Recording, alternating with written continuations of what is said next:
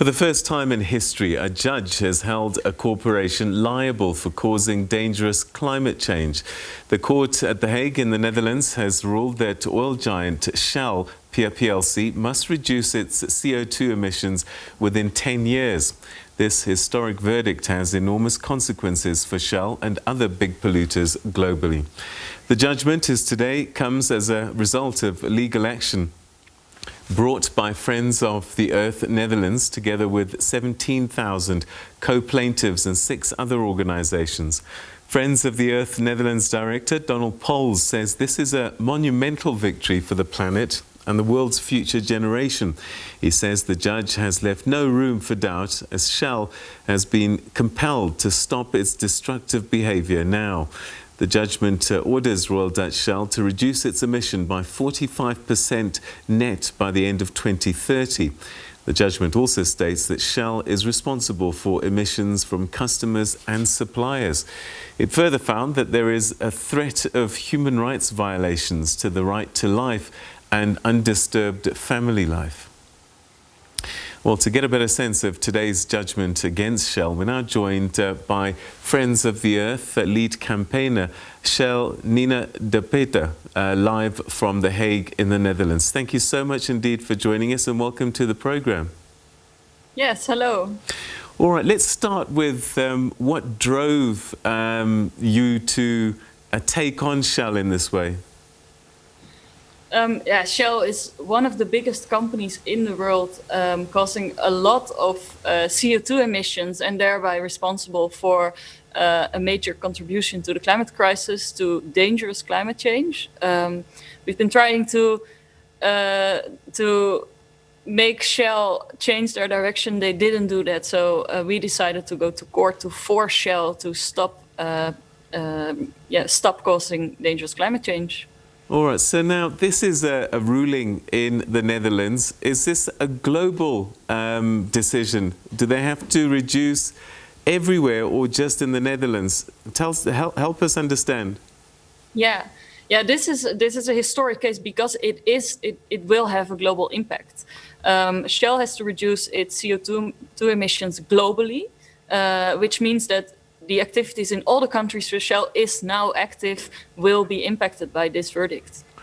And this also goes to their suppliers and customers. So if I go to a Shell petrol station and pour petrol, I'm part of that measurement in terms of Shell's CO2 footprint. Yeah. So Shell really has to put in an effort to also make sure that the CO2 emissions from Shell's customers will reduce. I saw recently that the company said that they were going to start to own up to some of their failings. Do you think that this has been as a result of activities such as yours and calling them to account? There's a lot of pressure on Shell. Our court case is one of many, but one that is really impactful. Shell has to reduce its emissions now, and I think that really put so much pressure on Shell, and we've been seeing lately that they also feel this pressure. We see it in their communications. They really try to show this green image. They tell a lot of green stories, but now they also have to act to these green stories. So there's also talk of possible human rights violations. Describe some of these violations that come to mind. Yeah, I think when we think about climate change and the impact of climate change, especially to all those people all around the world, in the global south mostly, that are impacted directly by, for example, droughts, cyclones, bushfires, well, name it. All these impacts from climate change are a threat to our human rights, to our right to live, to the right of our family life. And because Shell has such a big part in this problem, because Shell is such a big polluter, they are also violating these human rights.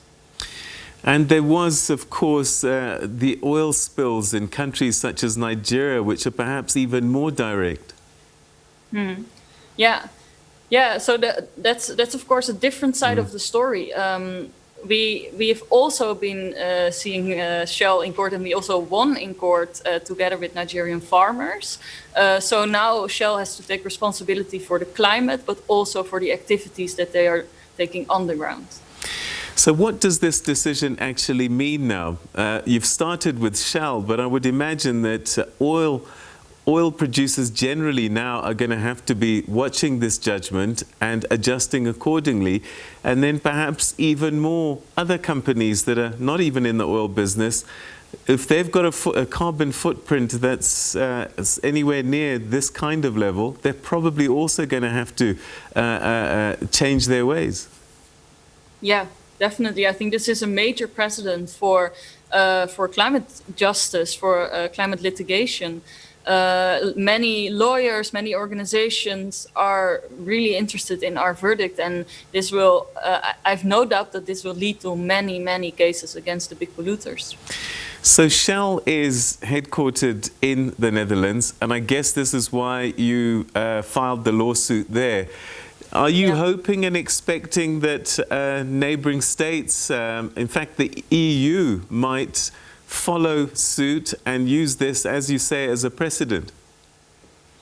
Yeah, I really expect in the coming weeks, coming months maybe, that in other countries these kinds of lawsuits will be announced.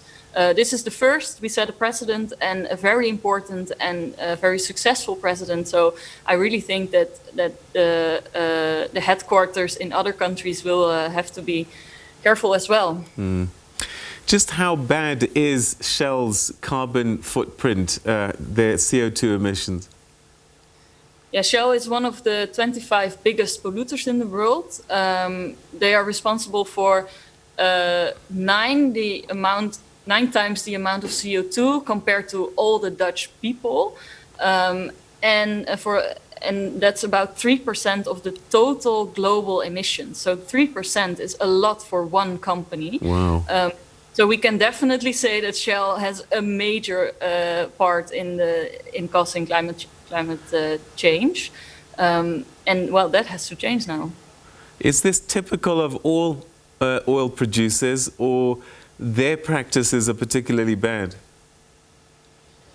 Yeah, Shell is in the top 10 of the biggest oil and gas producers, so there are 9 more, and all of those have these similar type of activities. So they are all planning to invest more in fossil fuels in the future. And yeah, I'm really looking forward how this verdict will impact these companies as well. All right. So what's the plan for Friends of the Earth now going forward? What are you going to do? I think tonight we will celebrate, and after that, we will of course analyze the full verdict, and most of all, we will see if Shell is going to follow the verdict, and we will definitely keep an eye on them. Are Dutch people more and more demanding of their authorities in terms of greening their environment? Because I guess when activism and civil society and citizens take an interest and march in the way that you've done, that's when we can start to see changes like this. Yeah, I really feel that there's a lot of changing, there's a lot of happening.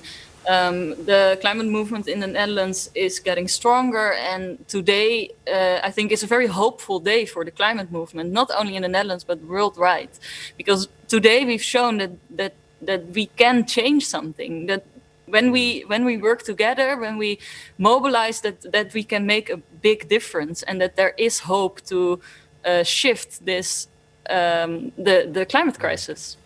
Yeah, because it was quite incredible to see, 17,000 Dutch citizens that were co-plaintiffs with you? Yeah, 17,000. Yeah, that's a lot. All these people supported our case from the beginning, and today we won. All right. Nina, Thank you so much indeed for joining us. Congratulations on your win. And as you say, let's hope that this sets a precedent for all companies around the world so that we can enjoy a cleaner, better planet. Thank you so much. Thank you. All right, that's Nina de Peter, who's with Friends of the Earth Netherlands. They've got a landmark judgment that's been handed down, and Shell is going to have to cut its carbon emissions, and that's an order of the court. Perhaps an interesting precedent has now been set.